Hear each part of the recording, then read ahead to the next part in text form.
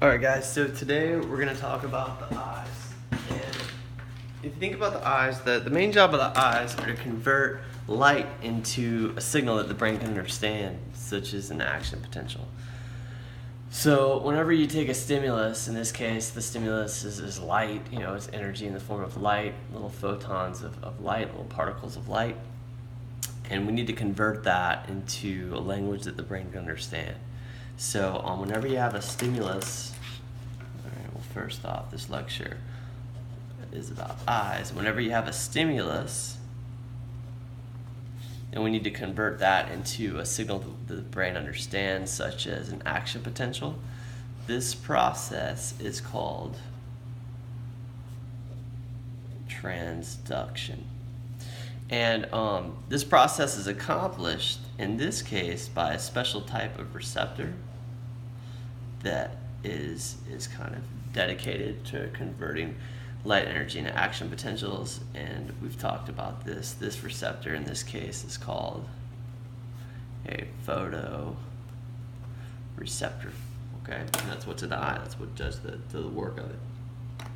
Now, before we kind of talk about all that, how all that happens, let's just look at the external kind of structure of the eye and what's going on around the eye. So here, I'm just going to draw a little drawing of the eye, lateral view. So we have our pupil and our iris here, okay? And what I wanted to show you guys is that there's a series of 6 muscles that attach to the outside of the eye, and these muscles allow us to look where we want to look, okay? First, we'll have a muscle that is attached right here. This is the lateral view. We're kind of looking at the outside lateral side of the eye. We'll have one muscle that kind of attaches right here. All right, he kind of stretches back, and he pulls on the eye right here. This guy is called the lateral rectus. And he pulls right here, and he pulls this way, okay? And if you think about it, if he pulls this way, it's going to cause the eye to kind of roll like that, and it's going to cause the eye to look laterally. All right.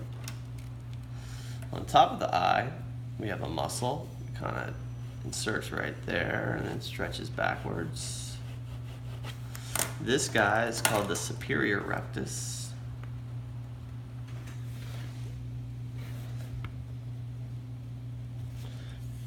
When he contracts, he's going to pull right here. Force goes this way. That's going to cause the eye to kind of turn like this. It's going to allow us to look up. It also allows us to look medially a little bit, so it pulls the eye up and medially. On the bottom of the eye, right here, we've got the inferior rectus. And then, as you can imagine, he pulls on the eye here. He causes the eye to look down, but also medially. On the other side, on the medial surface, we have a medial rectus muscle. I'll kind of draw a dotted line just to show that he's kind of on the other medial side and stretches back like that. So this guy is called the medial rectus, and he's kind of on the other side. When he contracts, he causes the eye to turn like that, look inwards or medially. We've got 2 more muscles. These kind of have a more complicated pathway. You've got a superior oblique muscle. It'll come out like this. Then the superior oblique actually wraps through this little pulley-like structure. That pulley-like structure is called the trochlea. That pulley-like structure is kind of attached to the superior side of the orbit. All right, so that's the superior side of the orbit. It's kind of attached there. And what happens is that superior oblique muscle kind of wraps through that trochlea or pulley, and then the superior oblique wraps back around and he inserts kind of back here. Kind of on the superior, but also lateral surface of the eye. All right, let me label this guy. So this is the superior oblique. And when this guy contracts, he transmits force through the trochlea, through that pulley, inserts right there, pulls in this direction, and that causes the eye to kind of twist downwards and out. So it allows the eye to look down and laterally.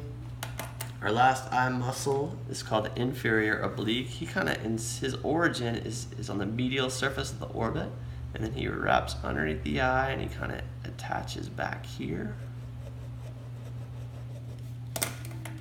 Label him. This is the inferior oblique. And what he does is he inserts right here. When he pulls, he transmits force this way. That causes the eye to look up and out. Right. Now, we've also got kind of our good old eyelids. Our eyelids are a protective kind of covering that covers the eye. Kind of comes down like that. Upper eyelid, and our lower eyelid kind of comes up like this, if we were to draw this kind of section to it. Now, obviously you have your eyelashes that extend out. These eyelashes protect our eyes from debris. But now we have a series of muscles that allow the eyelids to close and open. The first set of muscles, this first set of muscles is called the orbicularis oculi muscle. And it's the muscle that, if you look at the frontal view of the face, it's that muscle that kind of circles around the eye. I'll draw it like this from this view. So it's that muscle that just circles around the orbit. And when this guy contracts, if you imagine you're looking at the frontal view, if you have this circle of muscle around the orbit, it contracts, that circle gets smaller, and that's going to force the eyelids closed, right? So that kind of forces the eyelids, the upper eyelid to go down, and the lower eyelid to come up a little bit, mostly the upper eyelid. That's what causes the eyes to close. Now we also have another muscle. This muscle is called the levator palpebrae superioris muscle. And this guy kind of extends into the eyelid like this, and he attaches right on the base of the eyelid, kind of like that. Labels are kind of ruining each other, but this is the levator palpebrae superioris muscle, and this is the orbicularis oculi muscle. Alright, so when this guy contracts, he pulls the eyelid this way, and that causes the eyelid to open. When the orbicularis oculi muscle contract, it causes the eyelid to squeeze together. Now, on top, there's a little mucous membrane that kind of covers the outer surface of the eye. It kind of starts right here. And this mucous membrane kind of like wraps around the underneath side of the eyelids as well. And this mucous membrane really helps to protect the eye. And it forms almost like a little sac that looks like that. And this mucous membrane literally covers the entire surface, the outer surface of the eye, except for the cornea. Well, that is called the conjunctiva.